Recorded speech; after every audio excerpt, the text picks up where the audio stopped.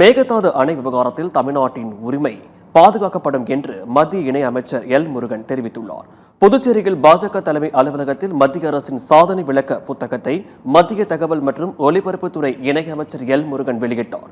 பின்னர் செய்தியாளர்களை சந்தித்த அவர், மேகதாது அணை பொறுத்தவரை 2 மாநிலத்தின் நலன் பாதிக்காத வகையில் நடவடிக்கை இருக்க வேண்டும் என குறிப்பிட்டார்.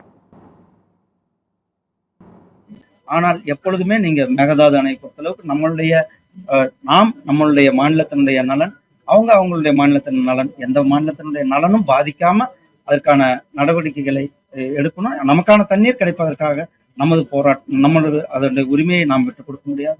அதே போல அனைத்து மாநிலங்களும் அது சரியான அதுக்காக தான் நம்ம நதிகளை இணைக்கின்ற தேசிய நதிகளை இணைக்கின்ற அந்த திட்டத்தை கூட நம்ம வாஜ்பாய் ஐயா அவர்கள் கொண்டு வந்தாங்க.